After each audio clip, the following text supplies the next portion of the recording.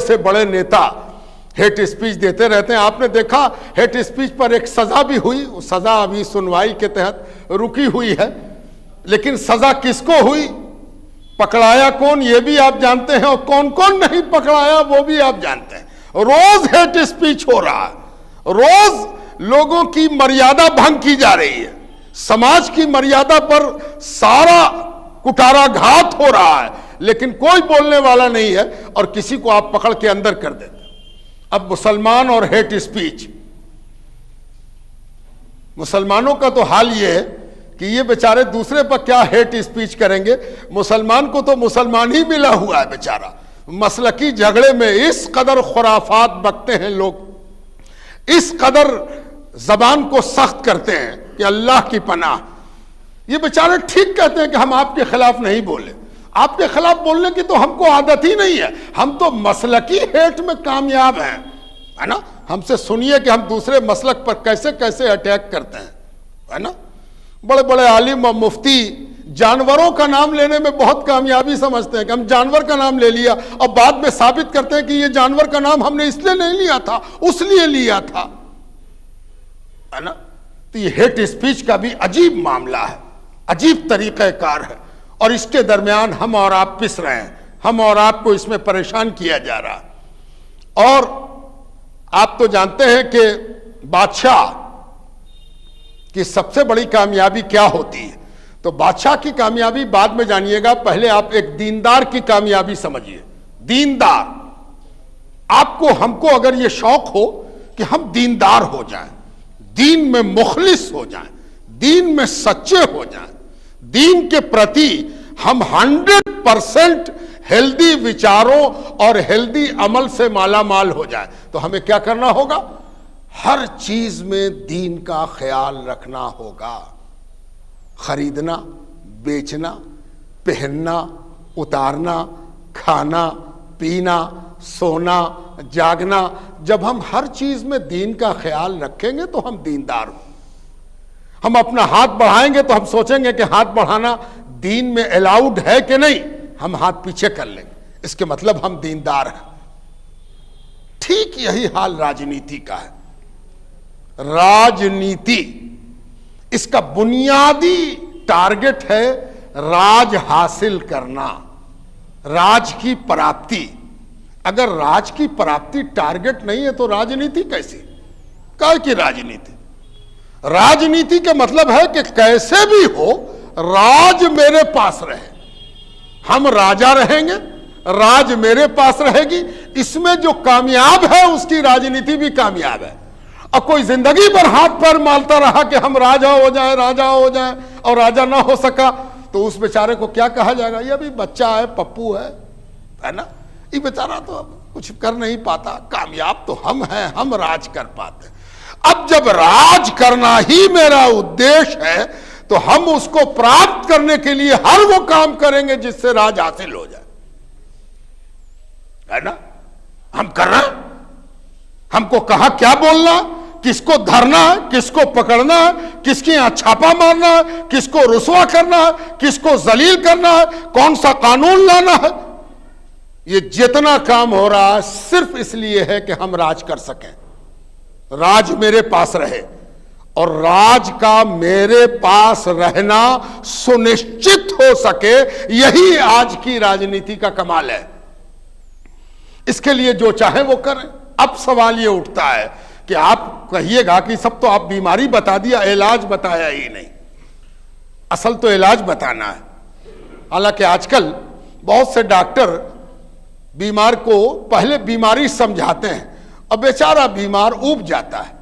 बीमार परेशान रहता है कि हमको तो मालूम हो गया कि ये वाली हड्डी टूट गई है, एकदम चूर चूर है, कई जगह से टूटी है, टूट के गोश्त में फंस गई है। ए डॉक्टर साहब, ये सब तो सब ठीक है, ये ठीक कैसे होगा, ये ना बताइए, है ना। ये क्या बता रहे हैं आपकी, ये बीमारी 3 महीने में होती है, 3 साल तक छुपी रहती है, चौथे साल से ये सिम्टम पैदा होता है, और बस कीजिए डॉक्टर साहब, इलाज ना बताइए। हो गया, सुन लिया कि बीमारी कैसे होती है और कब होती है और क्यों कर होती है, कब तक होती है, कहां तक जाएगी, ये सब समझ गया। इलाज क्या है। कुंतुम खैरा उम्मतिन उखरिजत लिन्नास, इस्लाम ने हमें जीने का सलीका सिखाया है और कहा है कि देखो, तुम इस्लाम के पैरोकार हो तो तुमसे इस्लाम कुछ चाहता है, इस्लाम कुछ तलब करता है।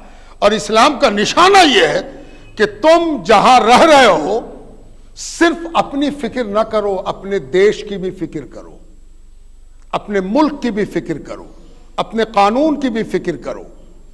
इसीलिए मुसलमान जिस मुल्क में रहता है, अगर वो सचमुच मुसलमान है तो उसे अपने मुल्क की वफादारी में कभी भी जो चाहे आजमा सकता है, देख सकता है और जान सकता है। इसलिए कि वो ये जानता है कि जमीन से वफादारी भी हमें दीन ने सिखाई है। हमारा इस मुल्क के लिए इतनी बड़ी बड़ी कुर्बानियां हैं, इतनी बड़ी बड़ी जवाबदेही है इस मुल्क से जुड़ी हुई कि हम उस जवाबदेही से बाहर नहीं आ सकते। फजूलियात में हम अपना वक्त नहीं लगा सकते। हम जब भी कोई कदम उठाएंगे तो हमको दो चीज की फिक्र होगी, एक हमारा दीन और एक हमारी दुनिया। दोनों की फिक्र लेके हम चलेंगे। कभी कभी लोग पूछ देते हैं कि आप पहले मुसलमान हैं कि पहले भारतीय हैं, आपके लिए देश पहले है कि आपके लिए दीन पहले है। वो ये भूल जाते हैं कि जिस देश से मोहब्बत आप देखना चाहते हो, पूछना चाहते हो, वो हमको हमारे दीन ने सिखाया है। अगर हम दीनदार ना होते तो हम तो वही भारतीय होते जिसमें सब कुछ राज हासिल करना होता। हमारा मकसद ये नहीं है कि हम राज हासिल कर लें, हमारा मकसद ये है कि जो राज यहां हो वो न्याय पर आधारित हो, सबको बराबर हक मिले, सबको बराबर हिस्सा मिले, सबको उसके मेधा के अनुसार और उसकी क्षमता के अनुसार और उसके अनुपात के अनुसार इस देश में उसका हक है, उसका हिस्सा है और सबको उसका हिस्सा मिलना चाहिए। यही हमारा बुनियादी टारगेट है। इसलिए हमारे पास दो जिम्मेदारी है, एक तो यह कि हम सब्र करें, दूसरे ये कि हम इस बात की कोशिश करें कि यह देश तरक्की कैसे करेगा, इस देश की हिफाजत कैसे होगी, यह देश एक कैसे रहेगा, इस देश को आगे कैसे बढ़ाया जाए। ये दोनों जिम्मेदारी मुसलमान की है, और की भी होगी। हम अपनी जिम्मेदारी का जायजा ले रहे हैं, सबकी जिम्मेदारी है, लेकिन हमारी जिम्मेदारी यह है कि हम इस दोनों टारगेट को अचीव करने की कोशिश करें। आज इस मुल्क में भी हम पूरे तौर पर निशाने पर ले लिए गए हैं, लेकिन कभी कभी कोई अच्छी बात भी सुनने में आ जाती है। कभी कभी आप सोचते होंगे कि बहुत मस्जिद टूट रही है, दिल्ली में मस्जिद टूट गई, 700 साल पुरानी कही जा रही है। एक और बात है, वो भी मैं आपसे शेयर करना चाहता हूं कि मुसलमान लीडरशिप, जो लीडरशिप की दावेदार है या लीडरशिप का तमगा रखती है या लीडरशिप का साइन बोर्ड रखती है, उसकी खामोशी भी बहुत नुकसानदेह है।